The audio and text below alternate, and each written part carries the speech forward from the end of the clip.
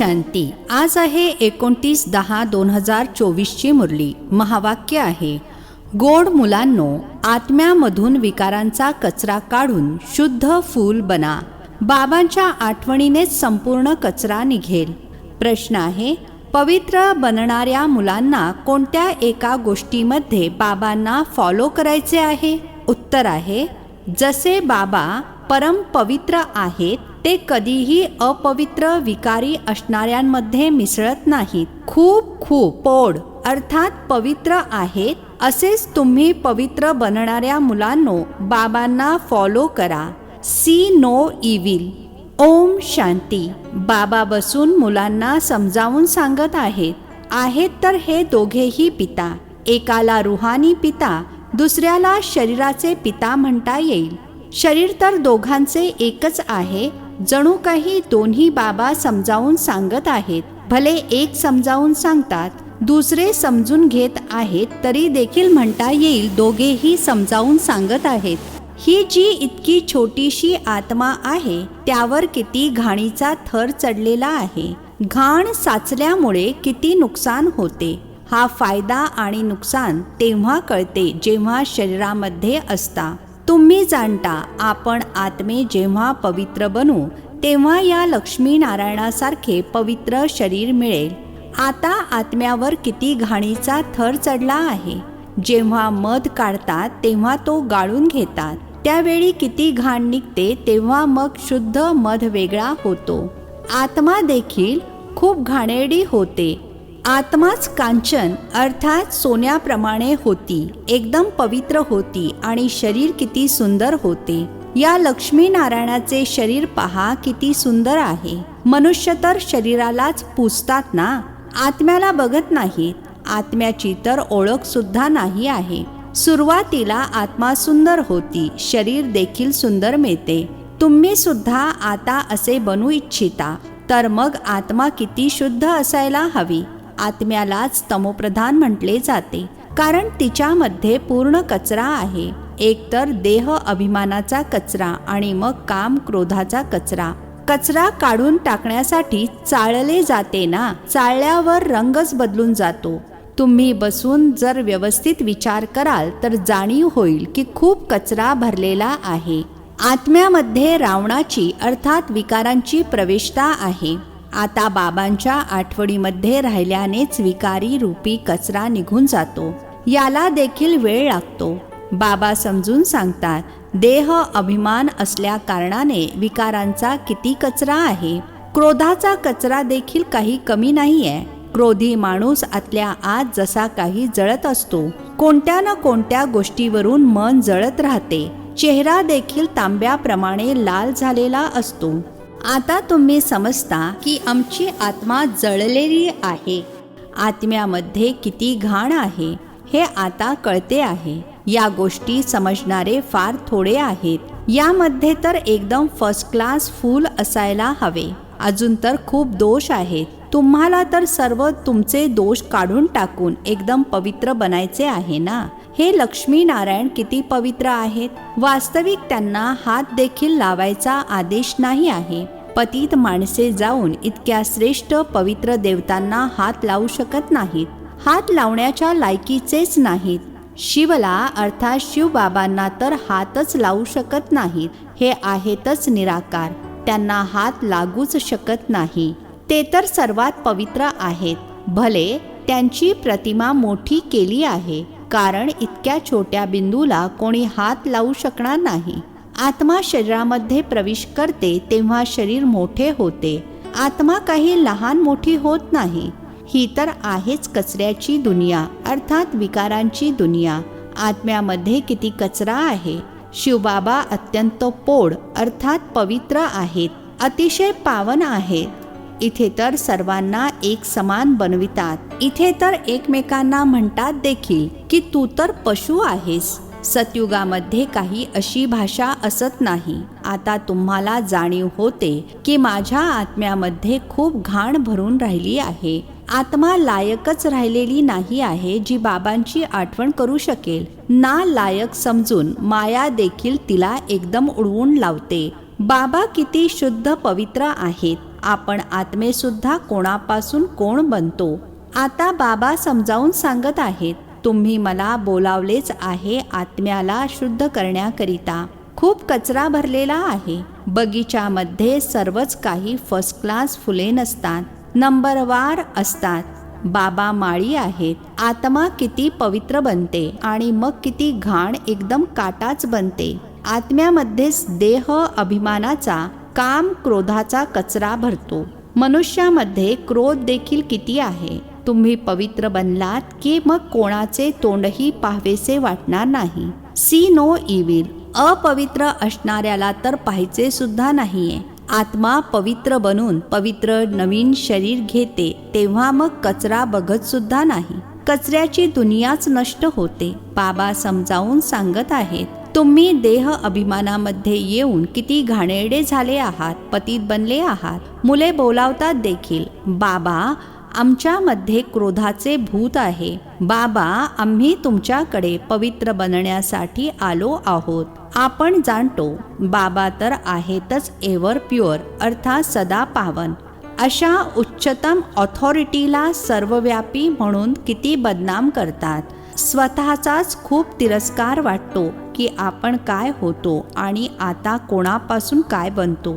या गोष्टी तुम्ही मुलेच समजू शकता. दुसऱ्या कोणत्याही सत्संगामध्ये किंवा युनिव्हर्सिटी इत्यादीमध्ये कुठेही असे एम ऑब्जेक्ट कोणीही समजावून सांगू शकणार नाही.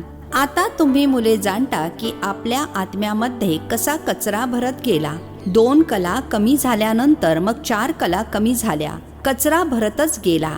म्हणूनच म्हटले जाते तमोप्रधान. कोणी लोभापोटी, कोणी मोहापोटी जळफळत असतात. मग या अवस्थेमध्येच त्यांना जळून जळून मरून जायचे आहे. आता तुम्हा मुलांना तर जे शिवबाबा असे बनवतात त्या शिवबाबांच्या आठवणीमध्येच शरीर सोडायचे आहे. या लक्ष्मी नारायणाला बाबांनीच तर असे बनविले ना, तर मग आपल्याला किती खबरदारी घेतली पाहिजे. वादळे तर भरपूर येणार. वादळे मायेचीच येतात, दुसरे कोणते वादळ नाही आहे. जशी शास्त्रांमध्ये हनुमान इत्यादींची कहाणी लिहिली आहे. म्हणतात की भगवंताने शास्त्रे बनवली आहेत.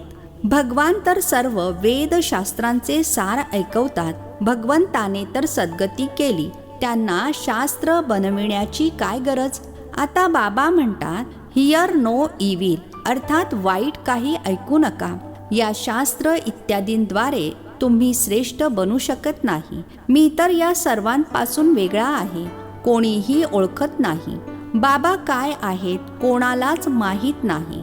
बाबा जाणतात कोण कोण माझी सेवा करतात अर्थात कल्याणकारी बनून इतरांचे देखील कल्याण करतात आणि तेच हृदयामध्ये स्थान मिळवतात.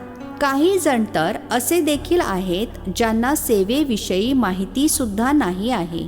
तुम्हा मुलांना ज्ञान तर मिळाले आहे की स्वतःला आत्मा समजा आणि बाबांची आठवण करा. भले आत्मा शुद्ध बनते तरी देखील शरीर तर पतित आहे ना. ज्यांची आत्मा शुद्ध बनत जाते त्यांच्या कर्मामध्ये रात्रंदिवसाचा फरक असतो. वर्तनावरूनच कळते. कोणाचेही नाव घेतले जात नाही. जर नाव घेतले तर अजूनच बिघडतील. आता तुम्ही फरक पाहू शकता. तुम्ही काय होता आणि काय बनायचे आहे. तर मग श्रीमतावर चालायला हवे ना. आतमध्ये अर्थात आत्म्यामध्ये जी घाण भरलेली आहे ती काढायची आहे. लौकिक नात्यांमध्ये सुद्धा काही काही मुले खूप घाणेरडी असतात.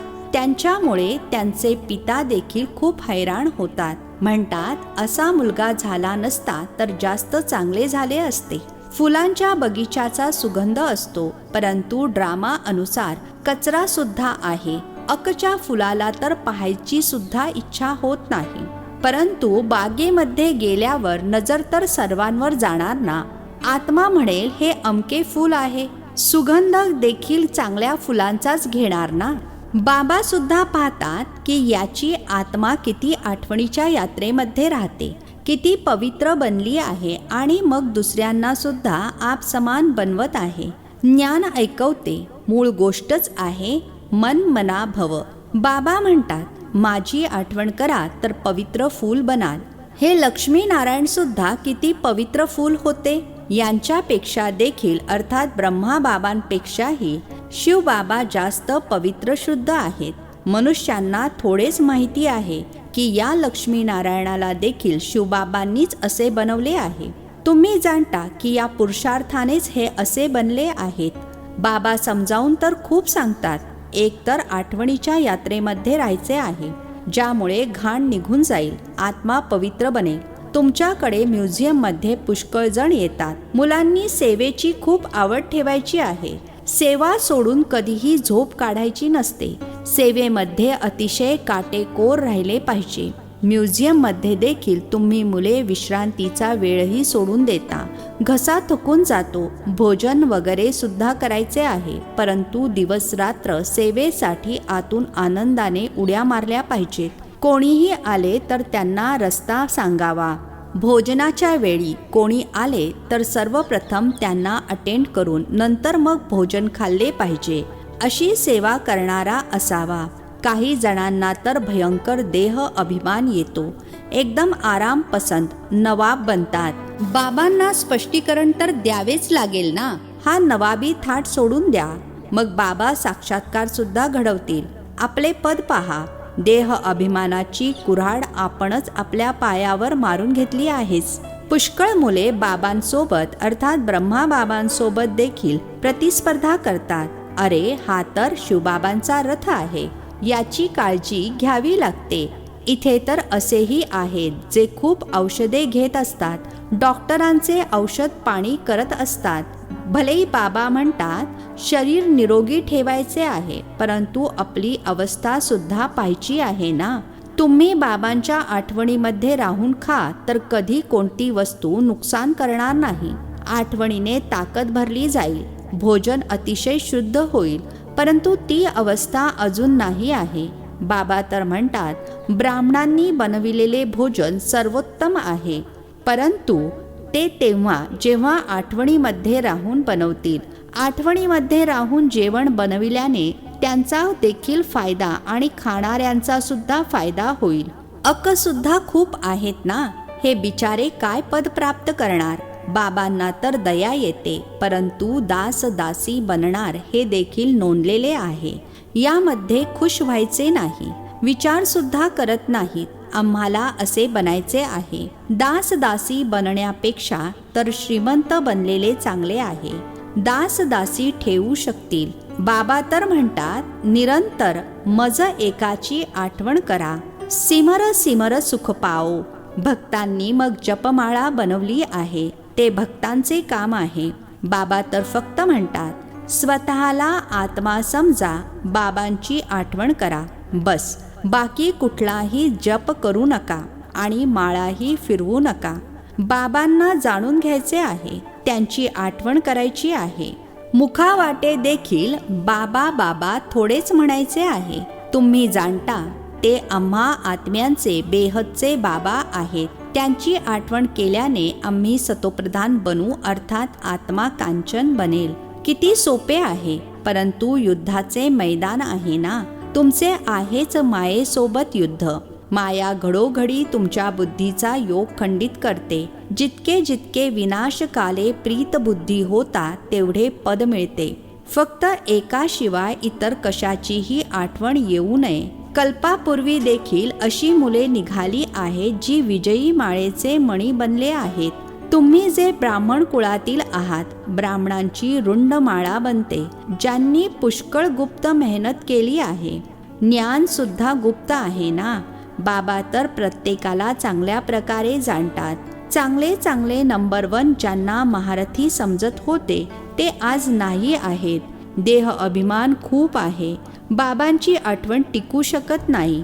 माया खूप जोराने थप्पड मारते। फार थोडे आहेत ज्यांची माळा बनू शकेल, तर बाबा तरीही मुलांना समजावून सांगतात स्वतःला बघत रहा की आम्ही किती पवित्र देवता होतो, मग आम्ही काहीच्या काही अगदी कचरा बनलो। आता शिवबाबा मिळाले आहेत तर त्यांच्या मतानुसार चालायला हवे ना। कुठल्याही देहधारीची आठवण करायची नाही, कोणाचीही आठवण येऊ नये, कोणाचा फोटो सुद्धा ठेवायचा नाही। एका शिवबाबांचीच आठवण राहावी। शिवबाबांना शरीर तर नाही आहे, हे शरीर तर तात्पुरते लोनवर घेतो. तुम्हाला असे देवी देवता लक्ष्मीनारायण बनविण्यासाठी बाबा किती मेहनत घेतात. बाबा म्हणतात, तुम्ही मला पतित दुनियेमध्ये बोलावता, तुम्हाला पावन बनवतो आणि मग तुम्ही पावन दुनियेमध्ये मला बोलावतही नाही. तिथे येऊन काय करणार? त्यांचे कामच पावन बनविण्याचे आहे. बाबा जाणतात की आत्मे एकदम जळून काळे कोळसे बनले आहेत. बाबा आले आहेत तुम्हाला गोरे बनविण्याकरिता. अच्छा, गोड गोड खूप खूप वर्षांनंतर भेटलेल्या मुलांप्रती मात पिता बापदादांची प्रेमपूर्वक आठवण आणि सुप्रभात. आत्मिक पित्याचा आत्मिक मुलांना नमस्ते. आम्हा आत्मिक मुलांचा आत्मिक पित्याला नमस्ते. धारणेसाठी मुख्य सारांश आहे. पहिला पॉइंट आहे, सेवेमध्ये एकदम काटेकोर राहायचे आहे. दिवस रात्र सेवेचा उमंग येत राहावा. सेवा सोडून कधीही आराम करायचा नाही. बाप समान कल्याणकारी बनायचे आहे. दुसरा पॉइंट आहे, एकाच्याच आठवणीमध्ये प्रीत बुद्धी बनून आपल्यातील कचरा काढून टाकायचा आहे. सुगंधित फूल बनायचे आहे. या कचऱ्याच्या दुनियेवर प्रेम करायचे नाही. आजचे वरदान आहे, मन बुद्धीद्वारा श्रेष्ठ स्थितीरूपी आसनावर स्थिर राहणारे तपस्वी मूर्त भव.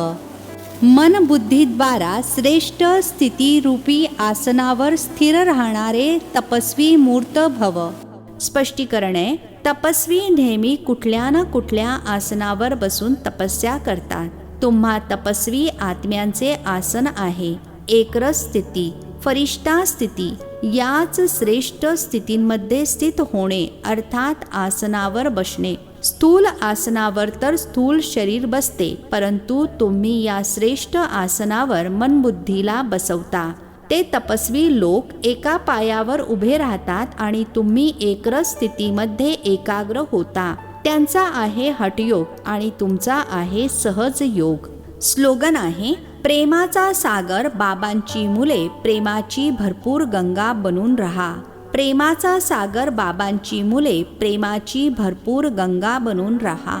अच्छा, ओम शांती. नवनवीन मराठी व्हिडिओज प्राप्त करण्यासाठी सबस्क्राईब करा मराठी गॉडलीवूड चॅनलला.